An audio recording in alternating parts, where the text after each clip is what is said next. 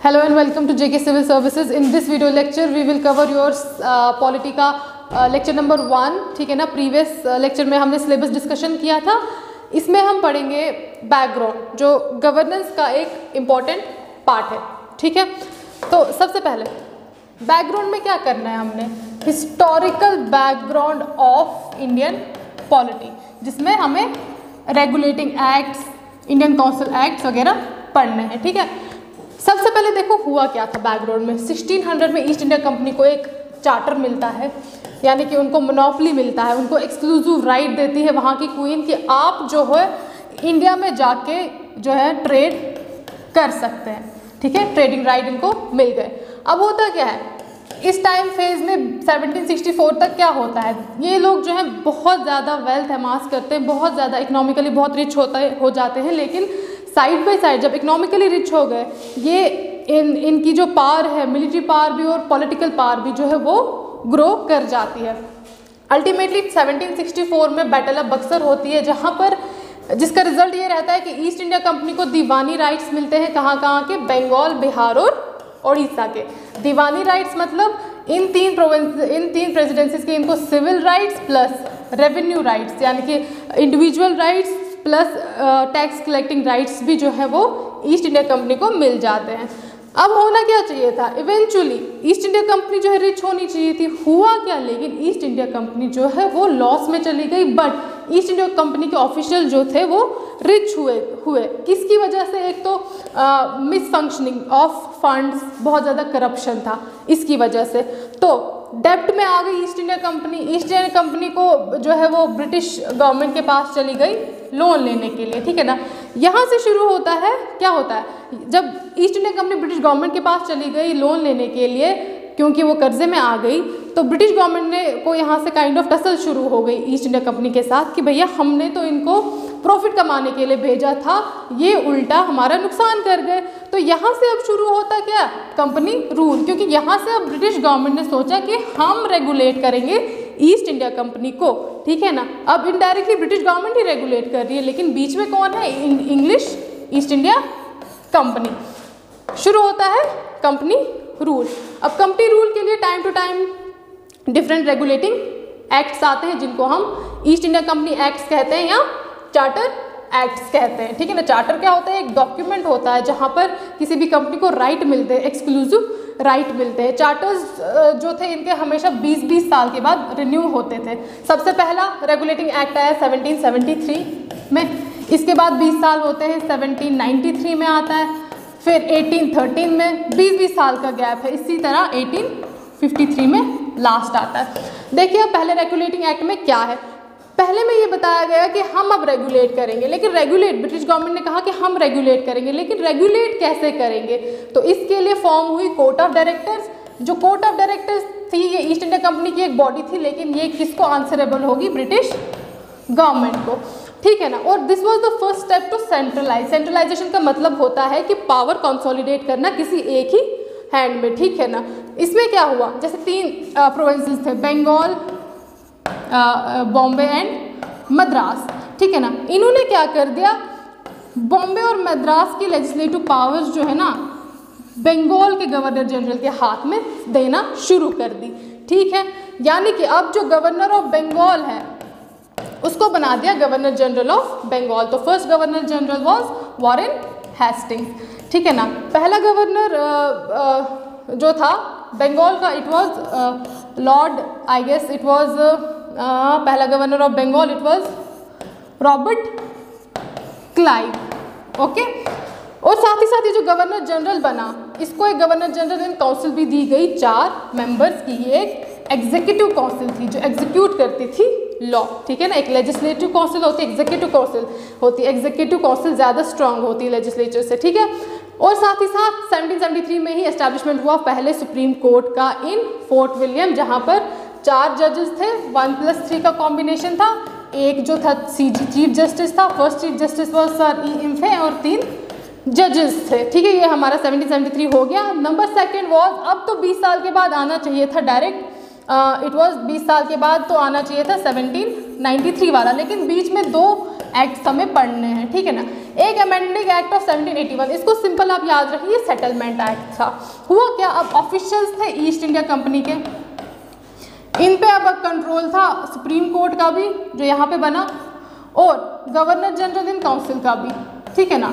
हुआ क्या, यहाँ पर क्या कर दिया, अब इन पर जुडिशरी का भी कंट्रोल था, ठीक है ना, और एग्जीक्यूटिव का भी। यहाँ पर क्या कर दिया, सेटलमेंट एक्ट में काइंड ऑफ सेटलमेंट कर दी कि सुप्रीम कोर्ट का कंट्रोल जो था वो ज़रा कम कर दिया, बिल्कुल नलीफाई कर दिया कि अब जो है सिर्फ गवर्नर जनरल इन काउंसिल जो है वो कंट्रोल करेगी, ठीक है। इसमें इतना आपने याद रखना है। फिर आता है पिट्स इंडिया एक्ट ऑफ 1784। ये जो है इस टाइम पे William Pitts was the prime minister of Britain. यहाँ पर ब्रिटिश गवर्नमेंट क्लियरली मेंशन करती है कि ईस्ट इंडिया कंपनी की जितनी भी टेरिटरीज है इंडिया में वो है इन द नेम ऑफ ब्रिटिश, वो ब्रिटिश पोजेशंस है, वो ब्रिटिश किंग की है या क्वीन की है, ठीक है, ब्रिटिश गवर्नमेंट की है। साथ ही साथ इंपॉर्टेंट प्रोविजन ये था कि यहाँ पर हो जाती है स्प्लिट ऑफ पावर, ठीक है ना। कैसे, डबल गवर्नमेंट आ जाता है। कोर्ट ऑफ डायरेक्टर्स था पहले का ही, हमें पता है, ऊपर बना था 1773 में, प्लस इन्होंने बना दिया board of control. Board of control एक कम्प्लीटली ब्रिटिश गवर्नमेंट की बॉडी थी, ठीक है ना। कोर्ट ऑफ डायरेक्टर संभालेगी जितने भी कमर्शियल अफेयर्स हैं ट्रेड को लेके, और जो बोर्ड ऑफ कंट्रोल है ये पॉलिटिकल, मिलिट्री, एडमिनिस्ट्रेटिव और ये रेवेन्यू वगैरह, टैक्स कलेक्टिंग वगैरह ये सारे जो है कंट्रोल करेगी। मतलब यहाँ से हमें पता चलता है कि board of control was more powerful than court of directors, ठीक है ना।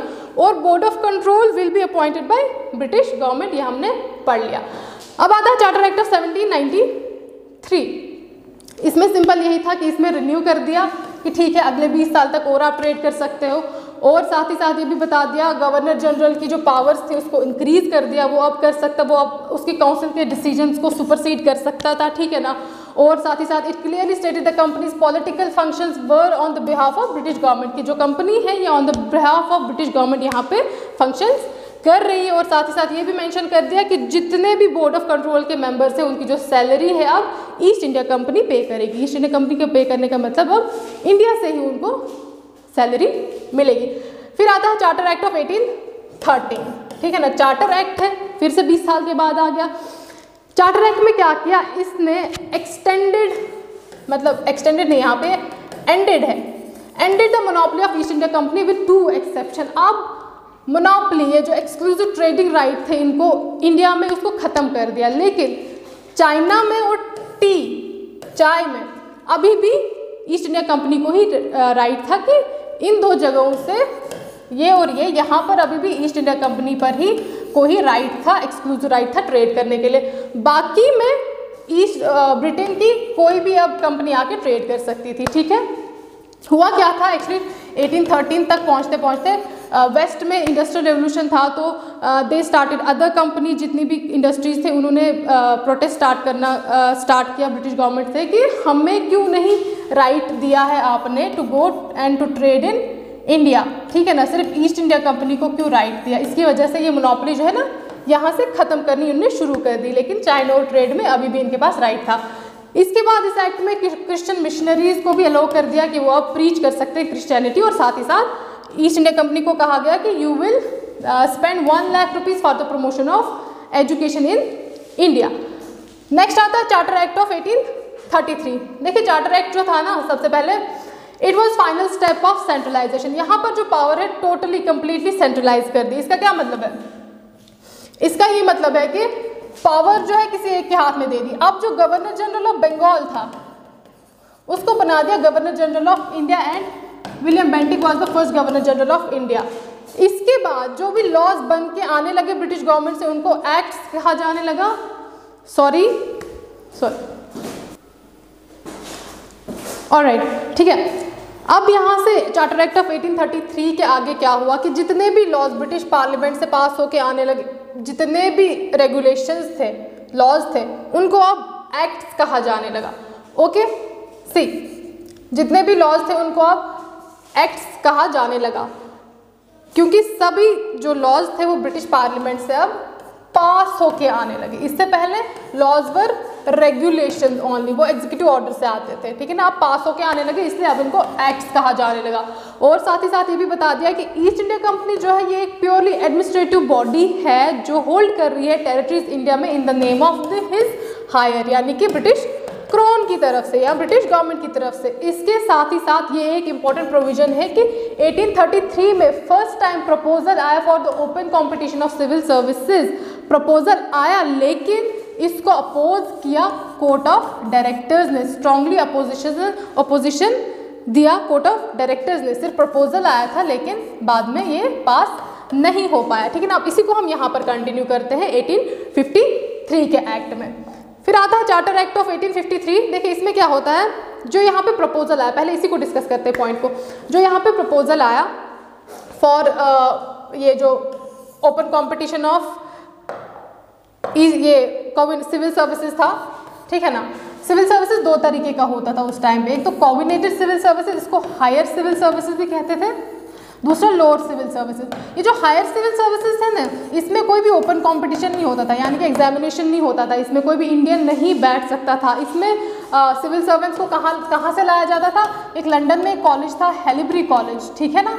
हेलीब्री कॉलेज लंदन में था, जहाँ पर ब्रिटिशर्स जो है कोर्ट ऑफ डायरेक्टर्स स्पॉन्सर करते थे एडमिशन, जो लोग जो ब्रिटिशर्स इस कॉलेज में एडमिशन लेते थे, ठीक है ना, वही लोग फिर सिविल सर्वेंट्स बन के ईस्ट इंडिया के सिविल सर्वेंट्स बन के इंडिया में आते थे, ठीक है ना। इससे क्या पता चलता है कि ब्रिटिश ईस्ट इंडिया कंपनी की जो ब्यूरोक्रेसी थी इट वाज स्ट्रॉन्ग, क्योंकि ये इनके खुद के हाथ में थी। ऑलराइट, लेकिन 1853 में ब्रिटिश गवर्नमेंट ने इनकी इस पावर को वीक कर दिया। कैसे कि उनने हायर सिविल सर्विसेज को ओपन कर दिया कि अब एग्जामिनेशन होगा इसका। इसके बाद आता है कि इसमें एक और प्रोविजन है कि सेपरेट लेजिस्लेटिव काउंसिल होगी, जिसको हम कहेंगे इंडियन या सेंट्रल लेजिस्लेटिव काउंसिल। इससे पहले हमने पढ़ा कि गवर्नर जनरल की सिर्फ एक एग्जीक्यूटिव काउंसिल होती थी, यही लेजिस्लेटिव फंक्शन करती थी, यही एग्जीक्यूटिव फंक्शन करती थी। लेकिन अब एक सेपरेट लेजिस्लेटिव काउंसिल बना दी गई, जिसका नाम रखा मिनी पार्लियामेंट या इंडियन लेजिस्लेटिव काउंसिल, और इनके मेंबर्स को काउंसिलर कहा गया। और साथ ही साथ ये लास्ट चार्टर एक्ट था, और इसमें कहा गया कि इसमें अब इनडेफिनेट एक्सटेंशन दे दिया गया ईस्ट इंडिया कंपनी को। नेक्स्ट इज इसके बाद होता क्या है, लास्ट एक्ट था ये। इसके बाद होता है 1857 में वॉर ऑफ इंडिपेंडेंस। बहुत सारे रीजंस हैं फर्स्ट वॉर ऑफ इंडिपेंडेंस के, ठीक है ना। वो रीजंस आपको हिस्ट्री में पढ़ने हैं, यहाँ पर आपको पढ़ना है इसके बाद 1857 के बाद जो एक्ट आया था, ठीक है। देखो 1857 के बाद आया government of India act 1858। Government of India act 1858 को कहा जाने लगा it was the act for the good governance of India, ठीक है। गुड गवर्नेंस ऑफ इंडिया मतलब कि अब इंडिया में हम ऐसी गवर्नमेंट बनाएंगे जो आंसरेबल होगी ब्रिटिश पार्लियामेंट में, ओके। अब हम एक्ट ऑफ 1858 पढ़ते हैं। गवर्नर जनरल, देखो सबसे पहला क्या किया इसमें, गवर्नर जनरल जो था उसको बना दिया गया वाइसराय। पहले गवर्नर ऑफ बंगाल, उसको बना दिया गवर्नर जनरल ऑफ बंगाल। अब इसी गवर्नर जनरल को बना दिया था, governor general of India, governor general of India को। फिर इसी गवर्नर जनरल ऑफ इंडिया को बना दिया था वाइसरॉय, ठीक है। सी ये प्रोसेस है। पहला वाइसरॉय लॉर्ड कैनिंग था। 4 जो ऊपर हमने पढ़ा था 15 मेंबर की काउंसिल, नहीं सॉरी, इसमें क्या कर दिया, कोर्ट ऑफ डायरेक्टर्स और बोर्ड ऑफ कंट्रोल को जो है अबॉलिश कर दिया और इनकी जगह सेक्रेटरी ऑफ द स्टेट को बना दिया गया।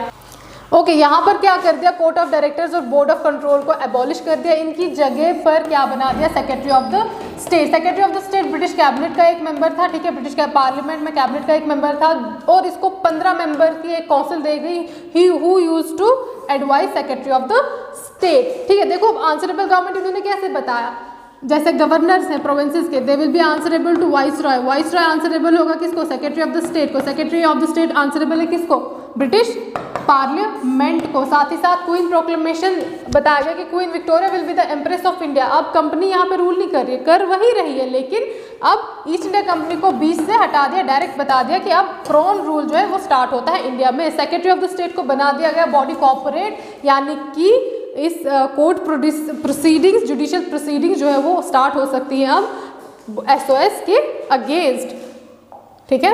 इसके बाद आता है इंडियन काउंसिल एक्ट ऑफ 1861। देखिए इंडियन काउंसिल एक्ट क्यों नाम पड़ा, इसमें पहली बार इंडियंस को लॉ मेकिंग प्रोसेस में इंक्लूड किया था, but as a non official members. Official members नहीं, ज़्यादा पावर्स नहीं दी गई थी, एज नॉन ऑफिशियल मेंबर्स। और पहले 3 मेंबर्स जो इंडियन लेजिस्लेटिव काउंसिल में ऐड किए गए थे, that was Raja of Banaras, Maharaja Patiala and sir Dinkar Rao. यहाँ से शुरू होती है डिसेंट्रलाइजेशन, जो पावर्स दी गई थी सिर्फ गवर्नर जनरल ऑफ इंडिया को, कहाँ की, बॉम्बे और मद्रास की, अब वो वहाँ के लेजिस्लेटिव्स को वापस देनी शुरू कर दी इन द टाइम किसने, लॉर्ड कैनिंग उस टाइम पे वाइसराय थे, ठीक है ना। लॉर्ड कैनिंग ने इंट्रोड्यूस किया था 19 है यहाँ पे 1959 में पोर्टफोलियो सिस्टम, उसको लेजिस्लेटिव एज अ प्रोविजन कब ऐड किया, इंडियन काउंसिल एक्ट 1861 में। पोर्टफोलियो सिस्टम क्या है, जो डिफरेंट मिनिस्ट्रीज के डिफरेंट डिपार्टमेंट्स के जो हेड बनाए जाते हैं, और ऑर्डिनेंस मेकिंग पावर भी दी गई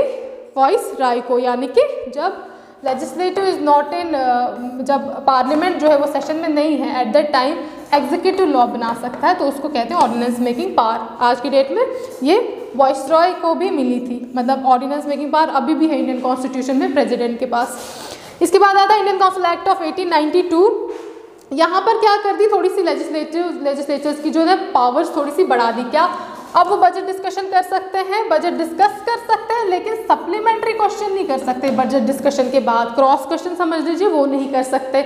इंडियंस कैन आस्क, इसके अलावा एक तो ये, और अब वो इंडियंस जो है वो एग्जीक्यूटिव से क्वेश्चनिंग कर सकते हैं। साथ ही साथ जो है नॉन ऑफिशियल मेंबर जो जिनको नॉमिनेट करता था कौन, वाइसरॉय, अब वो नॉमिनेट होगा। वाइसरॉय को कौन रिकमेंडेशन देगा, जो प्रोविंसेस के लेजिस्लेटिव काउंसिल्स है और बंगाल चैम्बर ऑफ कॉमर्स, ये ट्रेडिंग यूनियन है थी। और प्रोविंशियल लेजिस्लेटिव काउंसिल्स के लिए रिकमेंडेशंस कहाँ से आएगी, ट्रेड यूनियंस, यूनिवर्सिटीज़, ठीक है, डिस्ट्रिक्ट बोर्ड्स, ज़मींदार, यहाँ से। इसके बाद इंपॉर्टेंट एक्ट है, that is Indian council act of 1909। इसको कहते हैं मॉर्ले मिंटो रिफॉर्म्स भी, ठीक है। Morley was secretary of the state and Minto was viceroy. इसमें क्या किया, सेंट्रल लेजिस्लेटिव काउंसिल की जो मेंबरशिप थी 16 से 60 कर दी, और प्रोविंसेस में भी इंक्रीज कर दी, लेकिन नॉन यूनिफॉर्म था, प्रोविंसेस बहुत थे, ये इंपॉर्टेंट नहीं है, लेकिन ये याद रखिएगा 16 से 60 कर दी गई। और साथ ही साथ इंपॉर्टेंट प्रोविजन ये था इसका कि सेपरेट इलेक्टोरेट, मुस्लिम कैंडिडेट्स के लिए सिर्फ मुस्लिम्स ही वोट कर सकते हैं, सेपरेट इलेक्टोरेट दिया गया मुस्लिम्स को। और इसके बाद ही लॉर्ड मिंटो को कहा गया father of communal electorate in India. इसमें एक और इम्पॉर्टेंट प्रोविजन ऐड किया गया है, वो आप अपने नोट्स में लिख दीजिए कि doctor Satyendra Prasad Sinha was elected as first, उनको बनाया गया, इलेक्टेड नहीं बनाया गया, first member of viceroy's executive council. इससे पहले सिर्फ लेजिस्लेटिव काउंसिल में मेंबर बनाया गया था इंडियंस को, एग्जीक्यूटिव काउंसिल में पहली बार 1909 के एक्ट में बनाया गया। और किसको, सत्येंद्र प्रसाद सिन्हा को वाइसरॉय की एग्जीक्यूटिव काउंसिल का मेंबर बना दिया गया। इसके बाद government of India act 1919, Montagu Chelmsford reform इनको कहते हैं, मॉन्टफोर्ड रिफॉर्म्स भी कहते हैं। उस टाइम पे secretary of the state was Montagu and Chelmsford was the viceroy, ठीक है ना। अब इसके क्या क्या रिफॉर्म्स थे हमारे, देखिए लेजिस्लेचर लिस्ट वाज सेपरेट। इसमें क्या किया इन्होंने, जो सब्जेक्ट्स थे उनको डिवाइड किया गया, मतलब जिन सब्जेक्ट्स पे रूल बनाने थे वो डिवाइड कर दिया गया। फेडरल लिस्ट या सेंट्रल लिस्ट इसको कहते हैं, और प्रोविंशियल लिस्ट, ठीक है ना। एग्जीक्यूटिव में कोई चेंज नहीं की, लेजिस्लेचर में दो सब्जेक्ट्स में डिवाइड कर दिया, फेडरल या इसको सेंट्रल भी कहते हैं, और प्रोविंसेस की लिस्ट अलग कर दी गई, ठीक है ना। लेकिन साथ ही साथ क्या कर दिया, प्रोविंसेस में इन्होंने लाई डायरची। डायरची का क्या मतलब, अब जो प्रोविंशियल लिस्ट है, प्रोविंशियल लिस्ट को दो पार्ट्स में आगे फर्दर डिवाइड कर दिया, रिजर्व्ड सब्जेक्ट्स और ट्रांसफर्ड सब्जेक्ट। रिजर्व सब्जेक्ट्स में ये जो है गवर्नर जो है ना, वाइसरॉय जो है ना, वो he was not answerable to this council of minister, कोई भी अगर उसको रूल बनाना था। लेकिन ट्रांसफर सब्जेक्ट में he was answerable to the council of minister. साथ ही साथ बाइकैमरलिज्म लाया गया, इंडियन लेजिस्लेटिव काउंसिल जो है वो बाइकैमरल बना दिया गया, council of state, house of people, जो आज के टाइम पे हमारे पास राज्यसभा लोकसभा हैं, ठीक है। आज के टाइम पे राज्यसभा लोकसभा है, जैसे ये राज्यसभा ये लोकसभा। और साथ ही साथ जो एग्जीक्यूटिव काउंसिल है जिसका पहला मेंबर सत्येंद्र प्रसाद सिन्हा को बनाया था, अब उसमें क्या कर दी गई, इंक्रीज कर दी मेंबरशिप। उसमें बताया गया कि अगर 6 टोटल मेंबर्स हैं उनमें से 3 इंडियंस होने चाहिए। यहाँ पर सेपरेट इलेक्टोरेट वहाँ दिया था 1909 में मुस्लिम्स को, यहाँ पर एक्सटेंड कर दिया किस किस को, 6 एंग्लो इंडियंस को भी, ठीक है ना। और लिमिटेड फ्रेंचाइजी दी गई है, 10% वाला यहाँ पे नहीं है, ठीक है ना। लिमिटेड फ्रेंचाइजी यानी कि वोटिंग राइट्स दे दिए गए कुछ लिमिटेड नंबर ऑफ पीपल को, लेकिन कुछ क्राइटेरिया रखा था, वेल्थ, एजुकेशन, ठीक है ना, वो क्राइटेरिया रखा था इन्होंने, कुछ ही बहुत ही कम लोगों को मिले थे वोटिंग राइट्स। और high commissioner for India at London was established, ये इंपॉर्टेंट है। CPS central public service commission जो है अपॉइंट की गई थी, एस्टैब्लिश की गई थी। साथ ही साथ अब जो बजट है प्रोविंसेस का अलग कर दिया था और सेंटर का अलग कर दिया गया था। और साथ ही साथ एक लास्ट प्रोविजन इसका ये था कि स्टैच्यूटरी कमीशन आएगा 10 साल के बाद जो ओवरसी करेगा इंडिया में गवर्नमेंट ऑफ इंडिया एक्ट 1919, क्योंकि 1919 किसके लिए लाया था? कॉन्स्टिट्यूशनल रिफॉर्म्स के लिए लाया था इंडिया में। तो इसी एक्ट में बताया था कि 10 साल के बाद एक कमीशन अपॉइंट की जाएगी जो इसकी 1919 को रिव्यू करेगी इंडिया में। तो 10 साल के बाद आना था कमीशन, लेकिन हुआ क्या, 2 साल पहले ही आ गया 1927 में, जिसको साइमन कमीशन कहते हैं। 7 मेंबर्स बॉडी थी ये, कमीशन था ये, जिसको हेड किया था जॉन साइमन ने। इसमें कोई भी इंडियंस को इंक्लूड नहीं किया था। बहुत ही ज़्यादा एजिटेशन हुआ, Simon go back, black flags दिखाए गए, ठीक है। और इसकी जो रिपोर्ट है अल्टीमेटली साइमन कमीशन ने अपनी रिपोर्ट 1930 में है सबमिट की थी। 1930 में सबमिट करने के बाद 1930 से लेके 32 तक 3 राउंड टेबल कॉन्फ्रेंसेस होती हैं बैक टू बैक। और फाइनली एक white paper on constitutional reforms जो है प्रिपेयर किया जाता है कि अब इंडिया में हम कॉन्स्टिट्यूशनल रिफॉर्म्स लाएंगे। तो वो कॉन्स्टिट्यूशनल रिफॉर्म्स किस बेसिस में लाते हैं फिर वो? In the form of government of India act 1935। बहुत इंपॉर्टेंट है गवर्नमेंट ऑफ इंडिया एक्ट 1935। क्यों? क्योंकि it is one of the important source of our present constitution का भी, ठीक है ना। बहुत ही ये गवर्नमेंट ऑफ इंडिया एक्ट 1935 बहुत ही एक लेंदी एक्ट था, ठीक है ना। इसमें सबसे पहले क्या बताया गया कि ऑल इंडिया फेडरेशन बनाया जाएगा। क्या? ब्रिटिश इंडिया है। ब्रिटिश इंडिया में क्या क्या है? एक तरफ ब्रिटिश इंडिया है जिसके प्रोविंसेस है अपने, और इंडिया उस टाइम पे 2 पार्ट्स में था, British India plus number 2 it was princely states. इन्होंने बोला कि हम एक फेडरेशन बनाएंगे इसको और इसको जोड़ के। प्रोविजन था लेकिन बना नहीं बाद में, बट प्रोविजन बताया था। साथ ही साथ डिवीजन ऑफ पावर बताया कि हम फेडरल लिस्ट बनाएंगे, प्रोविंशियल और कॉन्करेंट लिस्ट जो अभी भी है schedule 7 of our Indian constitution presently. Federal list में लगभग 59 सब्जेक्ट्स रखे इन्होंने, इसमें 56 के करीब, ये प्लीज़ चेक कर लीजिएगा, इसमें 34 के करीब सब्जेक्ट्स रखे थे, ठीक है। फिर रेजिडेंसी पावर्स दिए गए वाइसराय को, प्रोविंशियल ऑटोनॉमी दी गई। ये बहुत इंपॉर्टेंट फीचर है, ठीक है ना। प्रोविंशियल ऑटोनॉमी को समझने से पहले आपको पता होना चाहिए सेंट्रलाइजेशन डिसेंट्रलाइजेशन क्या होता है। सेंट्रलाइजेशन मींस पावर किसी एक के हाथ में आ गई। उसके बाद हमने देखा कि स्लोली डिसेंट्रलाइजेशन स्टार्ट कर दी। पहुँचते 1935 में इन्होंने प्रोविंशियल ऑटोनॉमी दे दी, यानी कि प्रोविंसेस की लेजिस्लेटिव बॉडीज़ को पार दे दी कि अब आप अपने लॉज जो है खुद फ्रेम कर सकते हो, ठीक है ना, प्रोविंसेस की लेजिस्लेचर्स को। इसे कहते हैं प्रोविंशियल ऑटोनॉमी। साथ ही साथ बोला गया जो डायरकी है, dyarchy at federal level also fail. Provinces में डायरकी एबॉलिश करी, प्रोविंशियल ऑटोनॉमी लाई। और अब बोला कि डायरकी, वो जो रिजर्व ट्रांसफर्ड सब्जेक्ट हमने पढ़ा था ऊपर, वो लाई जाएगी फेडरल लेवल पे, सेंट्रल लेवल के लेकिन बाद में नहीं लाई, लेकिन प्रोविजन था कि लाएंगे। साथ ही साथ बाइकैमरलिज्म लाया गया कुछ स्टेट्स में, ओके। इसके बाद रिजर्व बैंक की भी एस्टैब्लिशमेंट हुई। लिमिटेड फ्रेंचाइजिंग वोटिंग राइट्स दे दिए गए, 10% पॉपुलेशन को दे दिए गए वोटिंग राइट्स। और सेंट्रल पब्लिक CPSC तो हमने देखा ऊपर ही, स्टेट पब्लिक सर्विस कमीशन भी बना गया, और 2 या 2 से ज़्यादा स्टेट्स के लिए एक जॉइंट पब्लिक सर्विस कमीशन भी बनाया गया। एक और प्रोविजन लिख लीजिए कि फेडरल कोर्ट भी एस्टैब्लिश हुआ, इसमें 1935 के एक्ट में। So that's all for today, thank you. इसकी PDF आपको टेलीग्राम चैनल का लिंक नीचे दिया है, वहाँ पे मिलेगा। और साथ ही साथ YouTube पे आपको फ्री लेक्चर्स मिलेंगे, टेस्ट आपको होंगे डेली हर लेक्चर के बाद JK सिविल सर्विसेज की ऐप पे। So download the app and test की एक्सप्लेनेशन फिर से YouTube पे फ्री मिलेगी। Okay, that's all, thank you.